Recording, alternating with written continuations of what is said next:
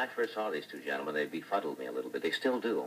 I'm not sure whether they're folk singers who do comedy or whether they're comedians, you know, who are good at singing. Would you welcome, please, the Smothers Brothers. Kick them out.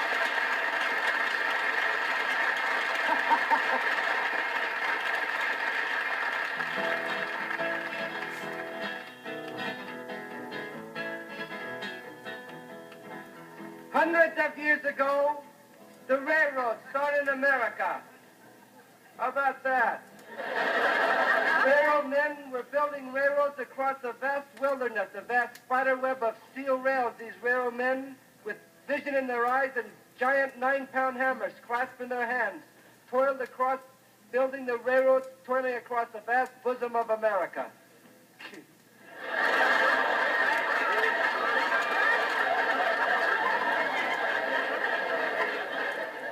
Sorry, threw a little sex in this show.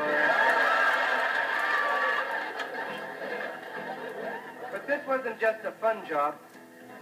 There were dangers in this job as these railroad men built the railroads over the mountains, and there lurked dangers in the mountains, and they had to span, they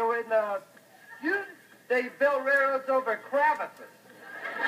Deep crevices in the ground, and in the bottom of the crevices there was pumas. Vicious pumas with claws and foam coming out of these pumas' mouths, and these railroad men, they're just going whop, whop, whop, whop, whop, and they come up to a crevice and they say, wow, look at the puma down in the crevice. Hey, I'm not going to build a railroad across the crevice because there's a puma in the crevice. No, there weren't any. There's pumas in the crevice. Don't say there were pumas because there weren't any. There wasn't one puma in one crevice. There was 9 pumas in that crevice. And there weren't any pumas. You want to know why there weren't any pumas? Well, we don't have any pumas in this country. There are no pumas in America.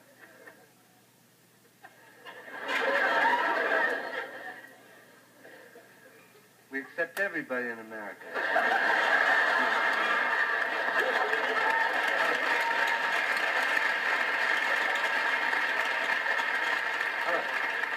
All right, we accept everybody in America. That's true. Right. But if you want to keep your story historically correct, Do you? Yes. you want to keep it valid. Yes. All right, then you get rid of those pumas right now. I'm not going down that crevice. Well, there was vicious beasts in these crevices. And these railroad men, they'd say, well, look at those vicious beasts in the crevices. You look like pumas. But they weren't. And these railroad men were sore afraid. Yet the railroads were completed. Yes, through a Herculean effort of yesteryear, rugged men completed the transcontinental railroads. Now, here's the crutch of the matter.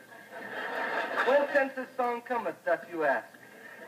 Well, a big feast transpired, and the sole subsistence for this feast was hot cakes boiled in cabbage juice. Not as popular now as it was then. Working on the railroad, working on the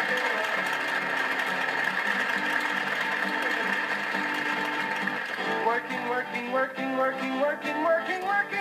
On that cabbage down, boys, turn round, don't kick round. The only song I ever sing is pull that cabbage down, boy, turn that old cake round. Only song I ever sing is pull that cabbage down.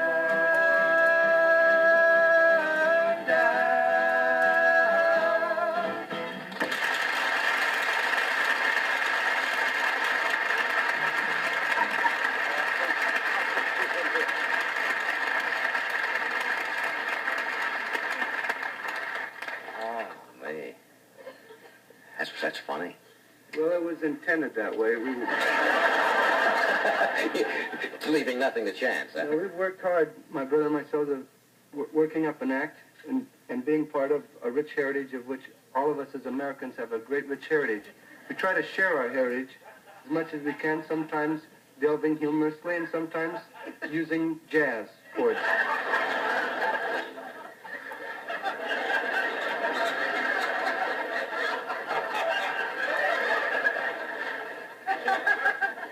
You do a lot of long takes too, don't you?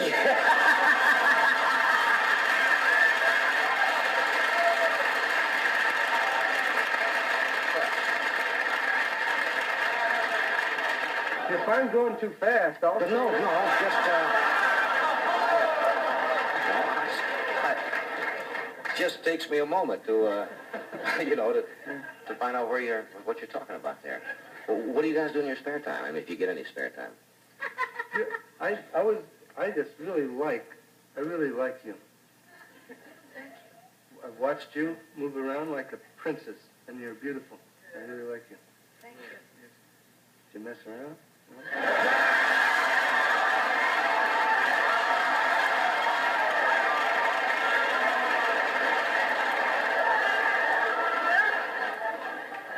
It's always the quiet ones, isn't it? Always the quiet ones. We'll be right back here to our saucer in just a moment, friends.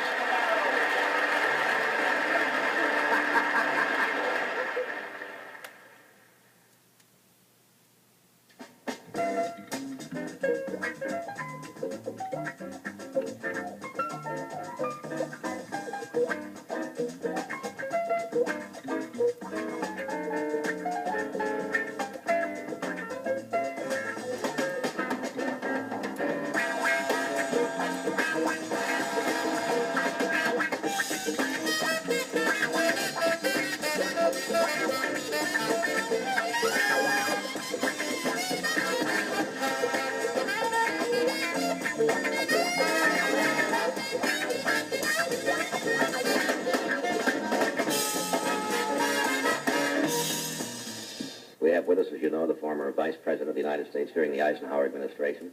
There's a rumor going around, you'll probably maybe see a little more of him on television as election time draws near. We'll discuss that possibility with him. This is his first visit. Would you welcome, please, the Honorable Richard Milhous Nixon. Dick?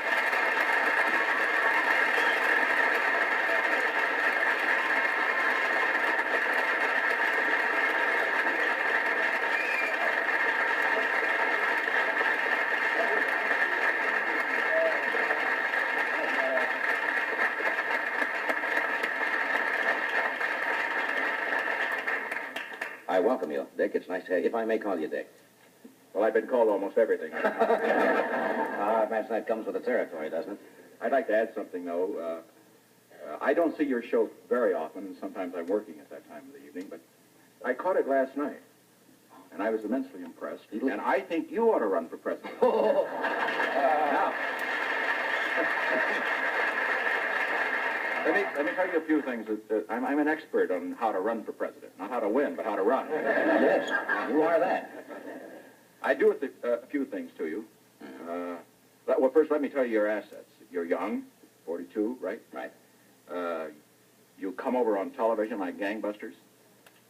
And boy, I'm the expert on how important that is. You're not going to lend me your makeup man, are you? No, I'm going to lend him to Lyndon Johnson.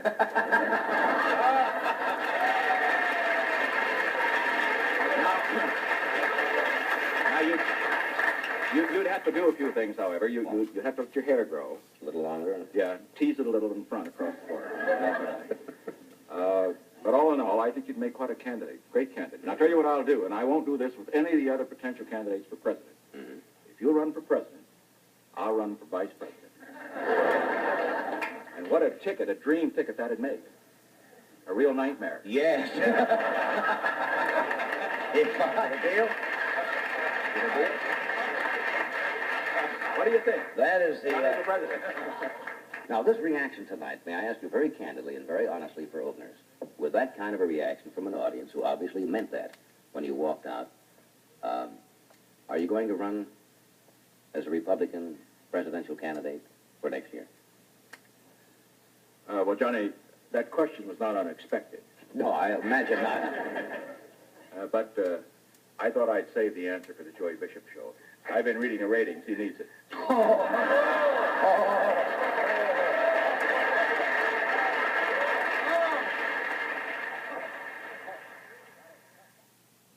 We have an act tonight.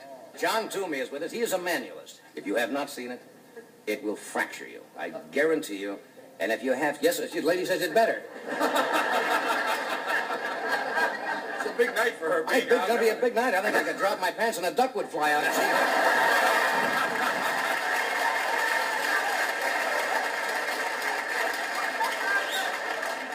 This lady would say, big deal. I'm good.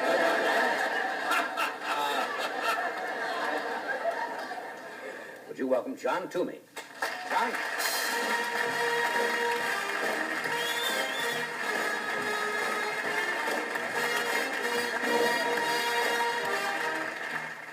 You want to do a little something? Did you just need a little explanation for Well, the there's people one who have thing not I'd seen like it? to clear up. I think that there's a little general misunderstanding that's crept up across the country, and that is that they think that when a fellow plays his hands, that it has to be sort of a humorous occasion.